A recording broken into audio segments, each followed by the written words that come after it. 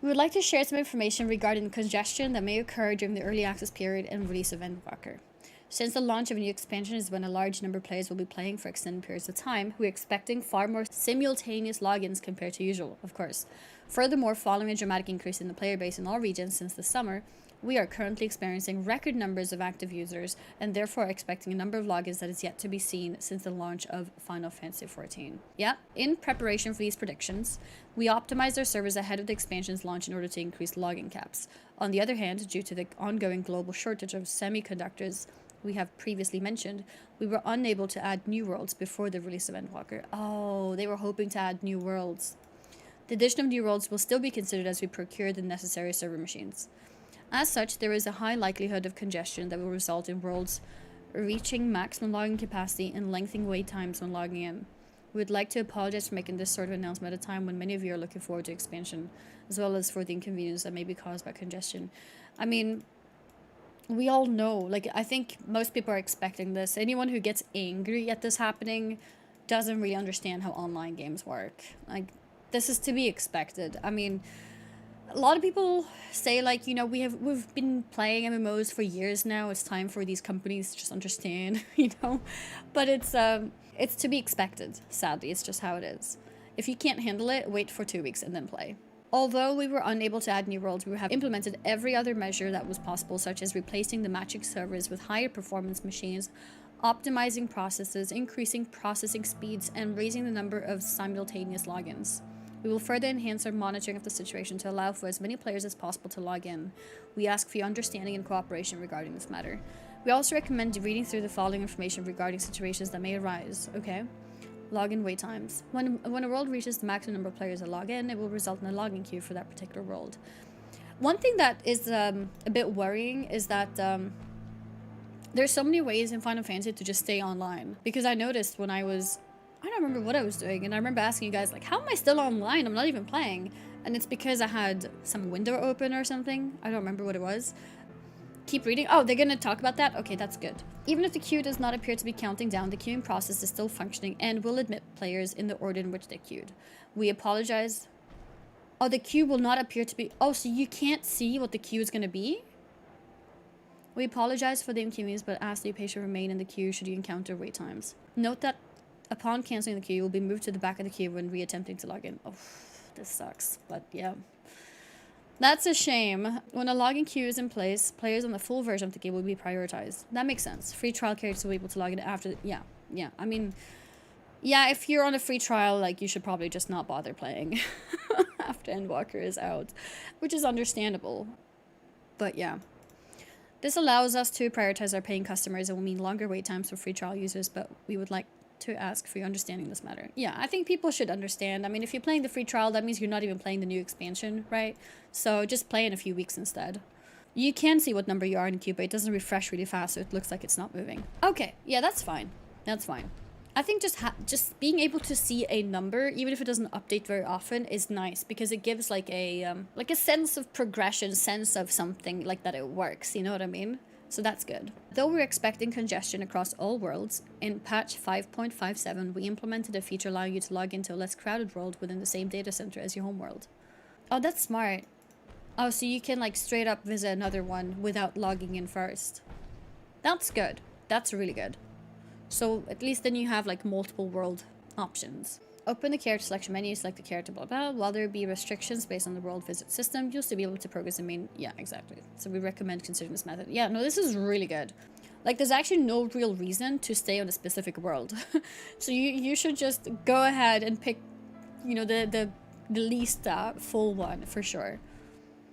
Oh, it automatically chooses a less crowded. Perfect. So you don't even have to pick one. But yeah, note, during peak congestion, you may experience long queues even when using this feature. That's understandable. New character cannot be created in a world that is experiencing congestion. Okay. So I should create my character in Ether now, in case I use it sometime in the future. Good to know. We ask players to create new characters outside of peak congestion times. Okay. Okay, alright. Error 202. May be displayed when selecting character in the character selection menu. This error is displayed when the login server is experiencing high amounts of traffic or when the number of characters waiting in queue login exceeds 17,000. Oh. Oh, that means you can't even queue. Okay, that's I don't know how many people are going to be in the queue, but that could potentially be quite depressing. Because that means there's too many people queuing, so you can't even queue. That can be depressing. Should you encounter error 2002 when attempting to log in, we apologize for the inconvenience, but ask that you wait a while before trying again. Realistically, waiting a while is not gonna help. I'm sorry. Sorry to burst your bubble, but if the queue is above 17,000, you should probably come back the next day. It's not gonna get better. Yeah, it's not gonna get better. I mean, because that's how it works. So basically in any game, the way that it works with people playing these games is that some people take time off, right? So they have time from the morning, right?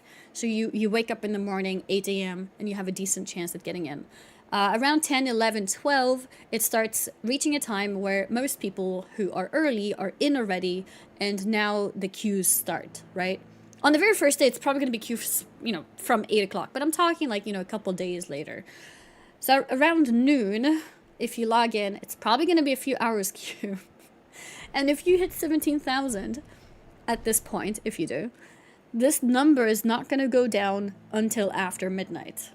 Because throughout the day, more and more people are going to get home, and some people are going to be lucky and happen to snipe that 17,000 spot when somebody logged in.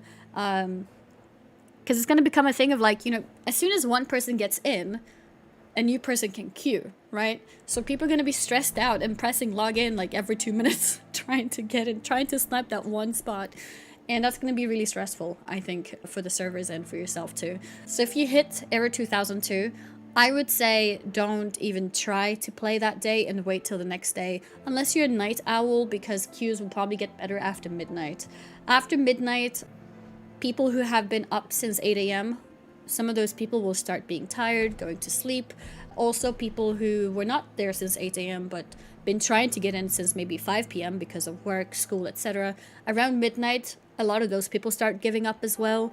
People start going for sleep. People also start planning for the next day because they're like, hey, if I play all night, let's say until 5 a.m., and then I go to sleep, I won't be able to log in the next day unless I don't sleep at all. So a lot of people also tactically try to sleep at midnight just to make sure that they wake up in the morning.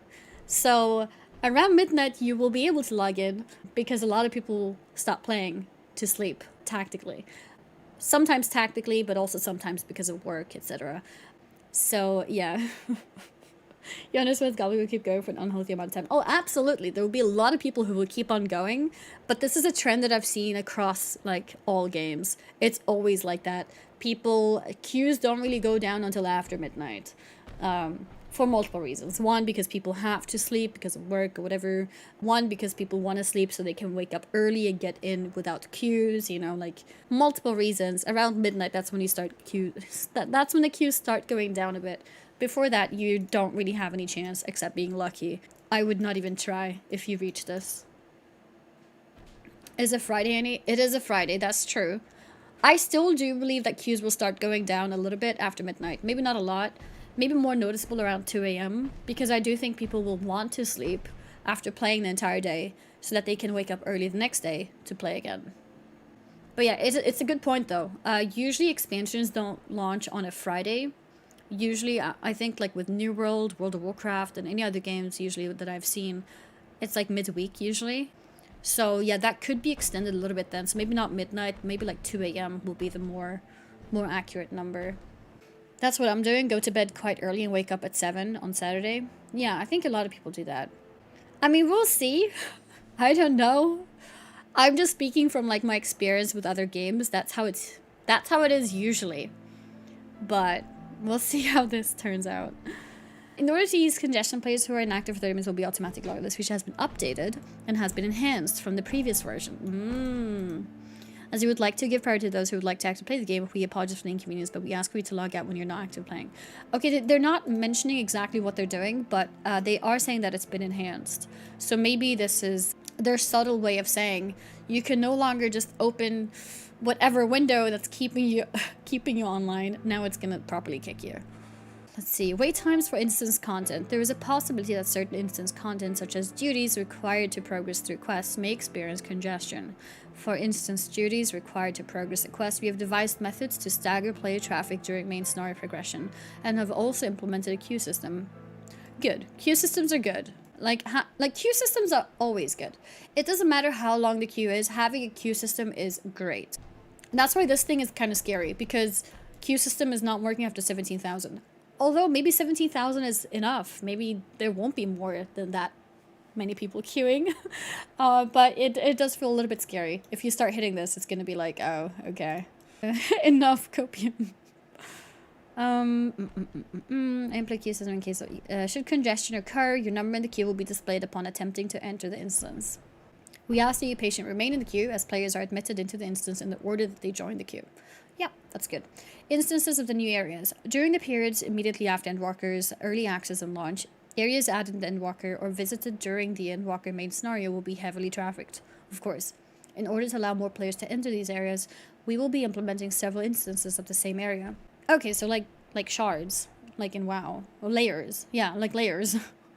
Instanced areas will have their area names followed by their instance number. Yeah, it's like layer 1, layer 2, layer 3, and so on. While each of them share the same map, they will be treated as separate areas. Yeah, because you can't see people in other layers. And you'll be moved to one of these instances areas when moving to these destinations. Invite to Asmon layer. Yeah. Invite to Asmon layer. 20 instances of Limsa. I'm not sure if they're doing it with all areas or just Endwalker. I guess we'll see. Oh, Shadowbringers had that too? Okay. 20 instances of Limsa. Light's population, if Lich is full, the server you'll want to go to is Twintania. Good to know.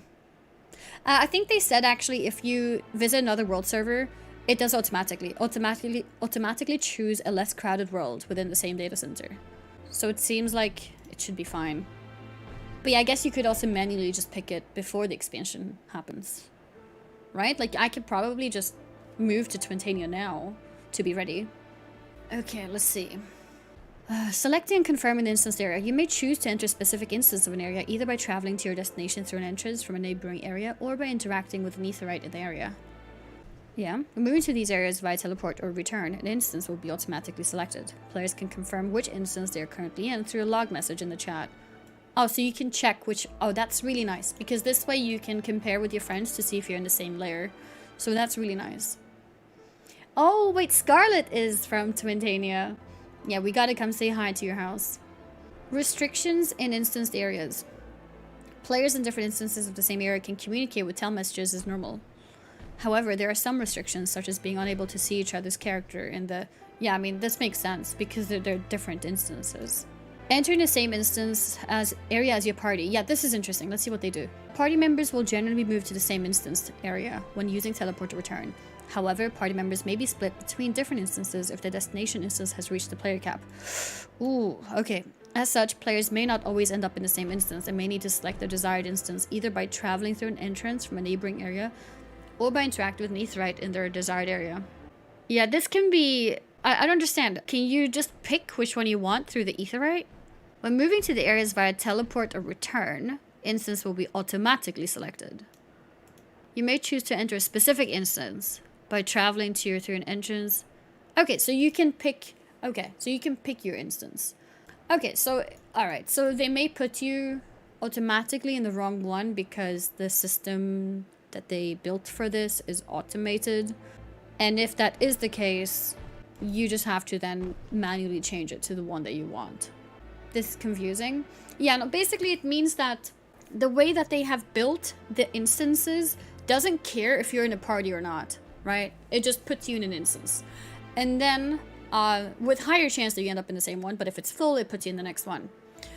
And if you end up in a different one, you just use an aetheryte crystal to pick the one that your friends are in.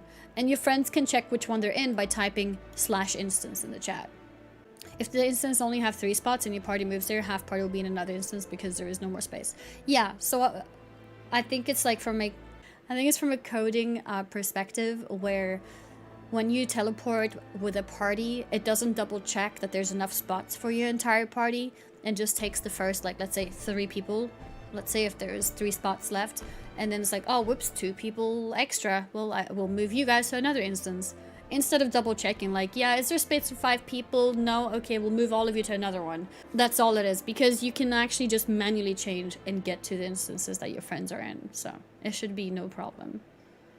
It should be no problem.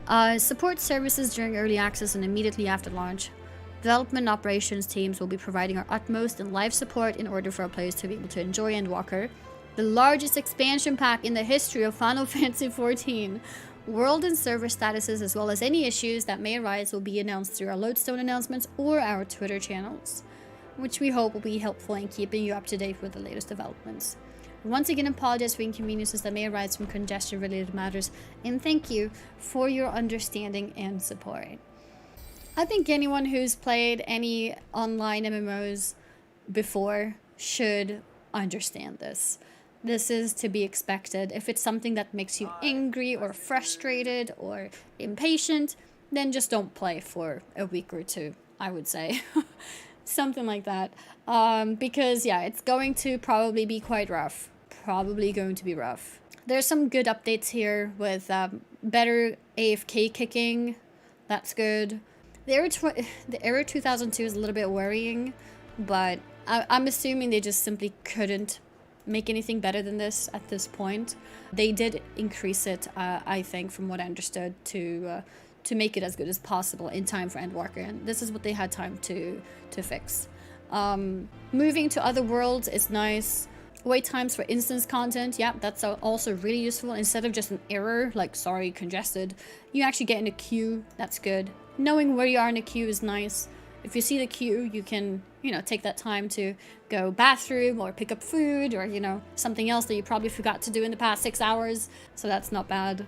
And the instance system is easy to navigate. You can check which instance you are with this. You can join each other's instances by checking which one they're in.